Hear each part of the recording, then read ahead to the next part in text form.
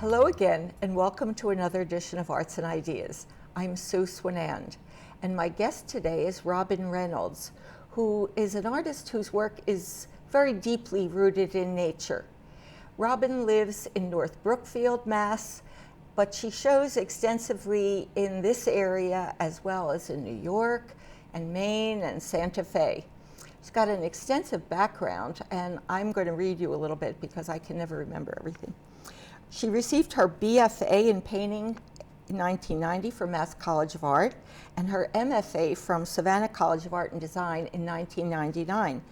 She was a fellow at the Vermont Studio School in '96 and had a residency at the Millay Colony in 1999. She's received numerous awards, including a Mass Cultural Council Fellowship in 2000, the Oil Painting Prize at the annual Roddy competition at the Concord Art Association in 2004, and the Arts Worcester Biennial Best in Show Award in 2005. You've also got a materials needs grant, didn't you, in this year? I did. Good for you. She is represented by the Soprafina Gallery in Boston, the Gerald Peters Gallery in Santa Fe, New Mexico, and the Prince Street Gallery in the Chelsea area of New York City. Welcome to Arts and Ideas. Thanks for having me. I'm happy to have you here and be able to learn more about your work. Thank you. I recently saw Robin's work at the Tower Hill Botanical Botanical Gardens in Boylston, and that was quite an extensive show. I think maybe I'd like to hear about that first. Sure. Tell us about the Tower Hill program. Okay. So Tower Hill is gorgeous. It has, gardens, and it has a lot of educational workshops. And it was really interesting. My friends kept saying when I started painting gardens, they said, you should show at Tower Hill. And I'd say, yeah, that would be great. But I had never really contacted them. And the funny thing is, probably the next summer or something, I got a call saying, this is so-and-so, and would you like to have a show at Tower Hill? I'm like, yeah. So they called you. So they called me, which was really great. And it just kind of rolled from there and asked me if I wanted a one-person show, and I thought it was a perfect fit. And so we just took it from there. What was the name of the show? The name of the show was called Every Human Soul's a Garden.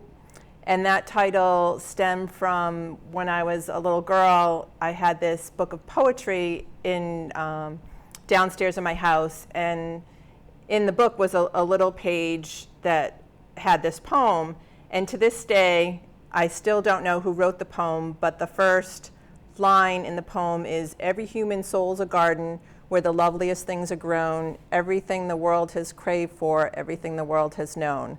And so if anybody does know where that poem is from, I've Googled it, and I've asked my friend is a poet from Harvard, and she doesn't know. No kidding. Yeah, that's wonderful. So that's where the title's from. Yeah, thank you. Isn't it funny how our influences go way back deep into our memories and our experiences as children, even? That's great. So, how many pieces did you have in that show, and maybe we can start showing them? Sure. So I had 22 paintings in the show, and we can show them.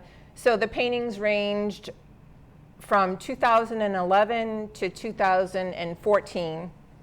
And the first couple of paintings are from 2011, when I started painting in my garden, probably in about 2010. But I think these really did a lot more than the beginning ones. Some of the things I was thinking about in the beginning paintings was thinking a lot about white, and I had been painting in this woods area in this big field next to my house for about 10 years, and we'll show those paintings later. But one of the things I was really sick of painting was green and brown, and so I made a pact to myself saying I'm not going to paint green and brown this year. I have all these other colors that I need to experience. And so I really started trying to paint white and I had this tube of cadmium red that I hadn't used in years, and so I wanted to break that out. Isn't that fun to use new colors? They're so exciting. Exactly. So this really kind of pushed me in this whole other direction, and so we can... They have a great exuberance and joy and festive quality because of the color, I think. Oh, thank you. So the other thing that's quite different about them is the way you're mixing transparency and opacity, which I think makes them very colorful. The color is more intense because of that, I think. So one of the things I do think about when I'm out in the garden is a lot of formal elements, and so I'm constantly thinking, just like what you said, about transparency versus opaqueness. And because I do paint in a square, I think about the corners. I also think about line, thick line versus thin line, and a lot about, one color next to another color. And so... Well, the audience might be able to see the way you've used opacity in that green in the upper left, or in the central where the cadmium is mixed with white and it becomes like a thing. It's such a strong hunk of color in the middle of the painting. It's a very different feeling than the transparent color. Okay, I'll keep going. So this one was a little different. One of the things I'm thinking about, and a lot of people have asked me about, is the whole understanding of abstraction versus reality. And I do paint outside. I'm looking directly at flowers, or mainly flowers that I'm looking at. But the segment that I might be looking at might be about this big. So I'm always making like a thing like this and kind of focusing and zooming in on just a small little part and then kind of blowing it up so they look much more abstract. And then constantly looking at the painting and seeing how one shape or color reacts to another color. And then if something's not working, I might look, 10 yards somewhere else and put something in, some color that... Throw in a little coleus from over there. Exactly. If you need it. So they're really formal decisions that you're making. Exactly. But are you always responding to something directly from nature when you work? Let's put up another one while we go. Sure. Oh, I love this one. So, for instance, this one. The color, the turquoise color on the left is actually my driveway. So the driveway is kind of this gray tone, but I kind of heighten the color, and the red and pinks are this evening primrose that I think I painted this in October or November, when it's kind of past the point, they turn this fiery, beautiful red color. Really? I thought it was yellow. Evening primrose. So the one I know. That's okay. I don't know. So just kind of juxtaposing the two colors and who would paint their driveway? Kind of not very interesting. If it's wet and the sky shines on it, it could happen. So I am constantly thinking about formal elements as well as looking what's in front of me and kind of pushing the limit to things, I think, a little bit. Sure. So what happens is it might be that you're looking at, do you always have to go and look at something to begin? Yes. Okay. That is definitely my starting point. So when I start a painting, I'll go outside and I'll walk around my garden, and a certain color might come out at me, or it might just be the fact that it's really hot outside and I want to sit in the shade that day. So I'll go sit in this part of my garden as opposed to somewhere else. I'm going to make my old Walt Whitman quote, I open my mouth where I happen to be standing, because it's all good. It's all good. Exactly. But look at this. I love the composition of this one, or the way those little blue beans are they look almost like peas in a pod. Exactly. So that was probably one of the last things I did to this painting, because I think the green just needed something to make it pop. It was too big and unbroken? Too flat and just didn't work. And I wanted something to kind of compete with this red mark right here. And then this mark right here is when I take my finger or a paper towel and kind of wipe away. Or a pencil eraser. I haven't used that. That works well. So but you can look at all those beautiful washed out lines and how varied they are, because they respond to your pressure and how dry the cloth is, or you can do it with a brush. And with the oil, that's nice, you can do that. These are all oil, right? These are all oil. They're painted on these boards that I make, and the boards that I make take a really long time. They're birch plywood panels, and I adhere. You buy those birch plywood panels, or you make those? No, I make them. Okay. So this is what I do in the wintertime when I can't go and paint outside. So I go, I buy them at Home Depot and put them together, and then the thing that's a little bit different is I adhere 156 cold press Arches paper to them, and then gesso. Arches watercolor paper? Arches watercolor paper. Okay. And then gesso and sand it down so the surface is really, really smooth. And so the paint kind of glides over the surface. And that way, the way I paint, it's as much a process of addition as subtraction. So the paint is kind of slithering along the surface like painting on glass almost. Exactly. And then when she uses that wipeout technique, it the goes fun back part. to whatever is underneath dry. Right, exactly. Which is usually white in many cases. It can be white, or if I let the painting in some other totally layer dry, then I can get you back go to back that to layer. that. So it's a real push and pull between the colors and layering. Putting on and taking off. Exactly. And of course, you know that the oil paint will stay wet much longer, so she has that option of pushing it around. Okay. So we'll keep going. So here's some other paintings from the garden. So that blue is not sky? The blue, so we'll go back to that one. It probably is a little bit of sky.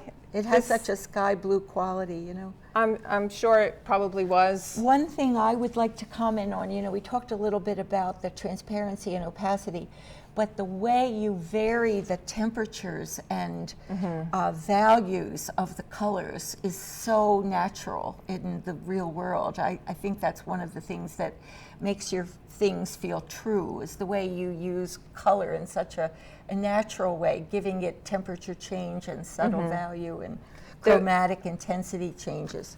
Thank you. There was this one book I read, and I'm not sure if it's the exact title. It was called Green and Blue, or Green and Yellow. Don't make green. Yes, and that really talks a lot about color and the science behind color, and it was really helpful if anyone wants to read that. Well, a lot of people use color very effectively, but it's not like in the real world where it has temperature change, where your skin changes color from here to there and here, you know, so you do that in a very nice way. Thank you. And the other thing, of course, to talk about is gesture.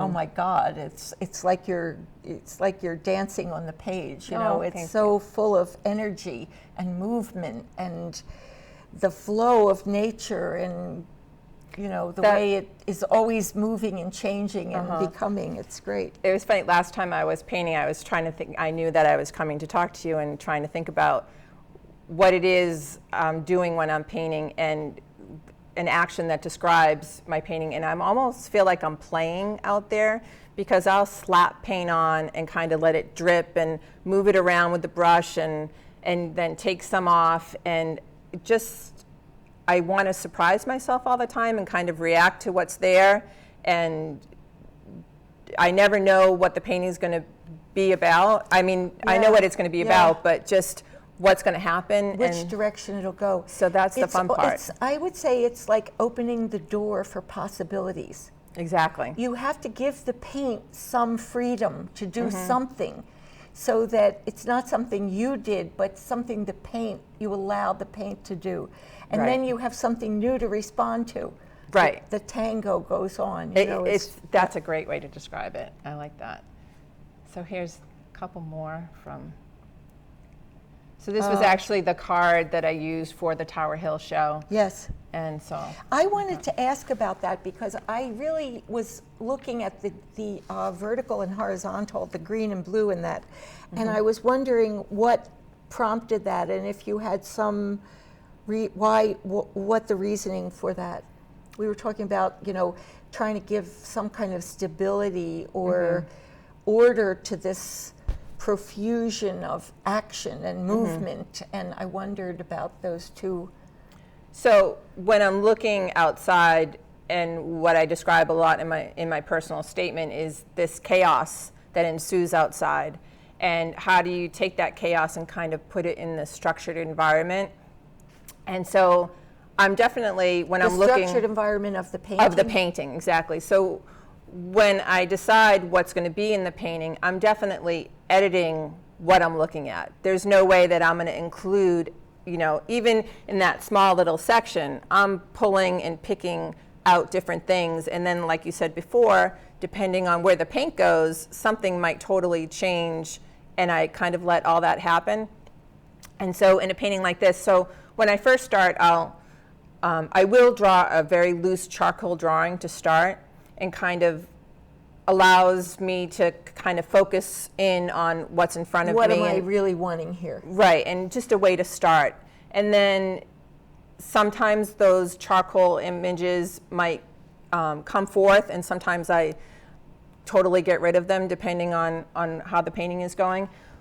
But like the green and the blue, so I think the green is probably one of the last things I put in as well. So it's all about that risk at the end. I was just thinking that. And you need to take a risk. So, I mean, the great thing about oil painting is I can wipe, if it doesn't work, I can just wipe it off. Yeah. And so a lot of times I'll put things in to see if they work and make this huge mark and go, oh, should I do that?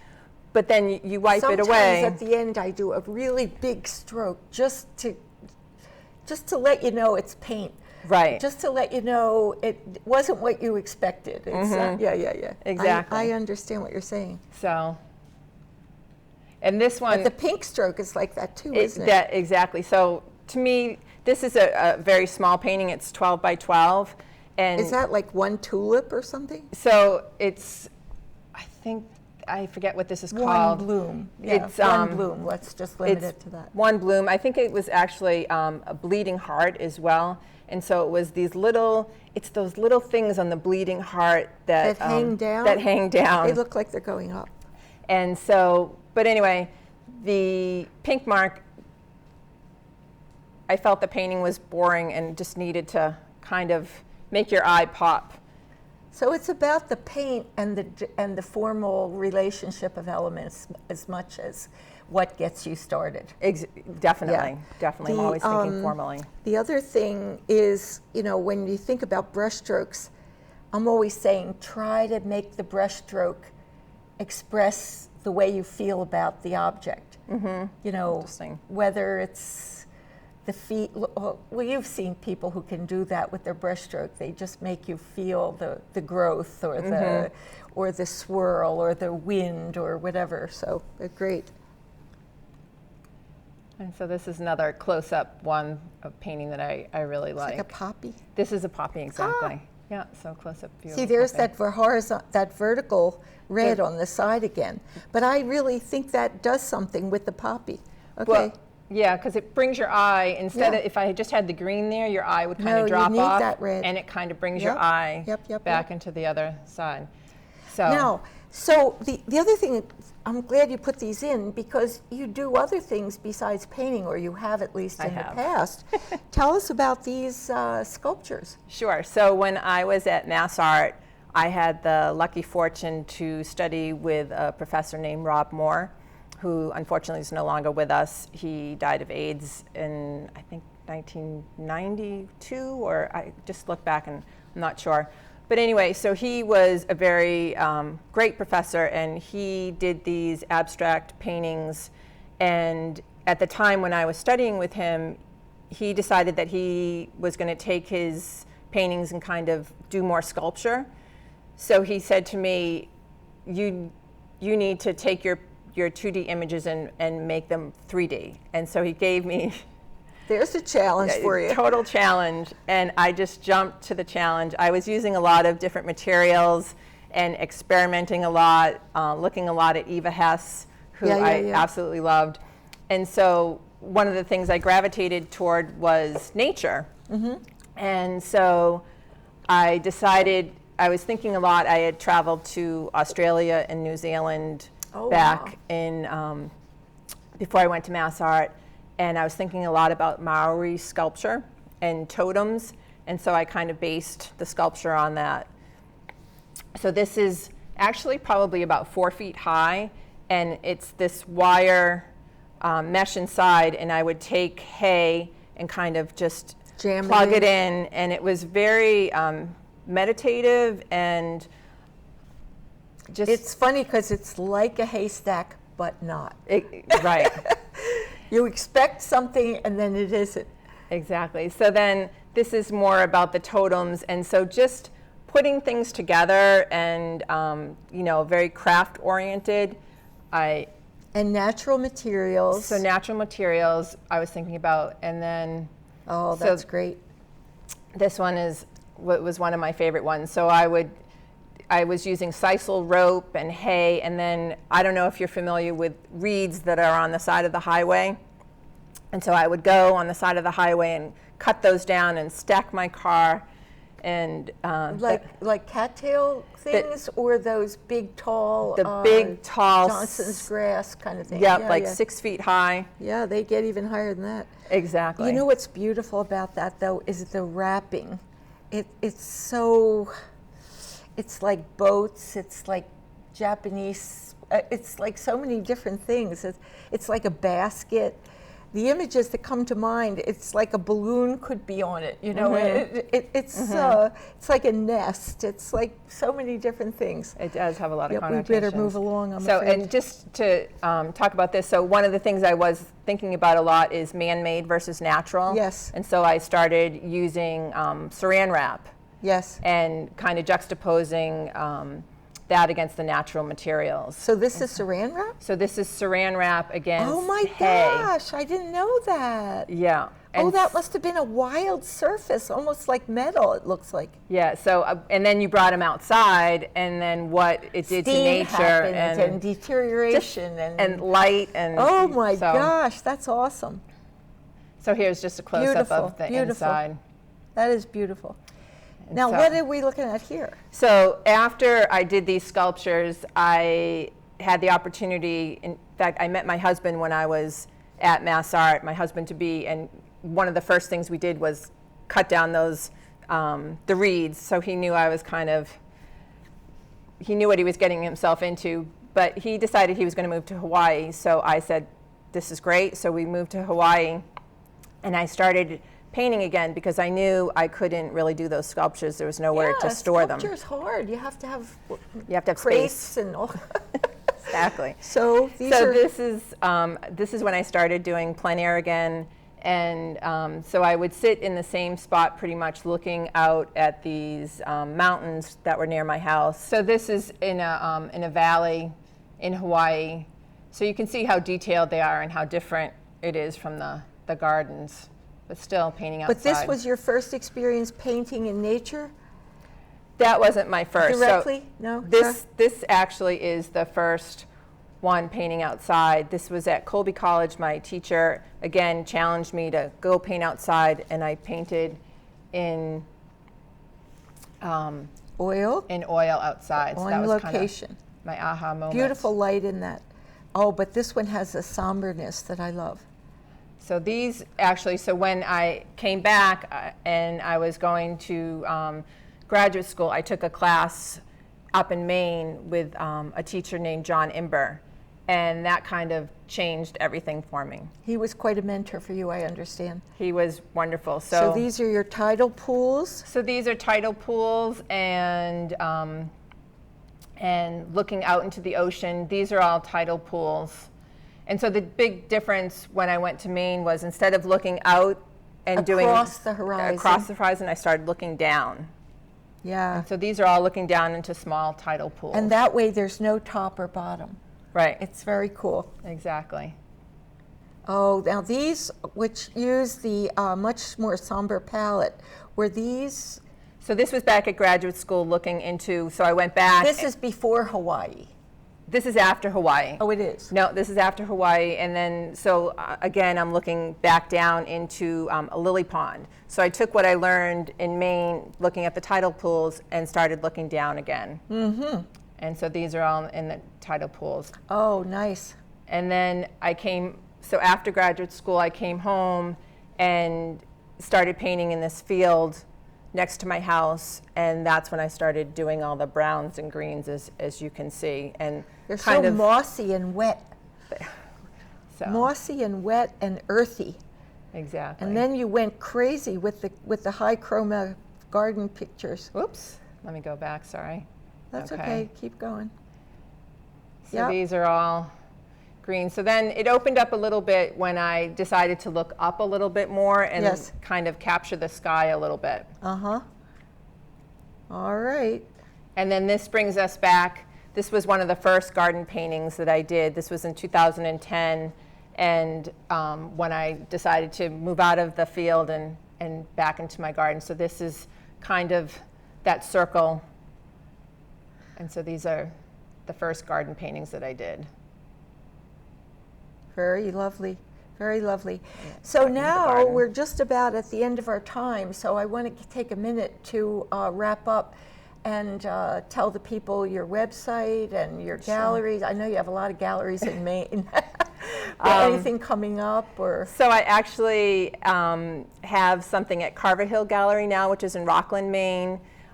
In the upstairs room, I have a showing as well as paintings that are always up. I'm going to paint actually on Sunday up in Stonington, Maine, where I show at G. Watson Gallery in Stonington.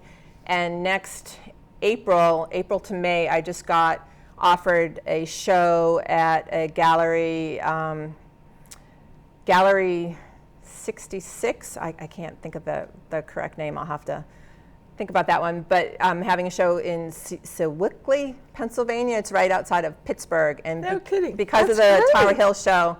Your work is really moving and flying. It's flying off the page. So you Thank got you for having me. a lot of life into it, and I really enjoyed Thank you, seeing Sue. it and talking with you. Thank you very much. Thanks, Sue. I hope you'll join us again next time for another edition of Arts and Ideas.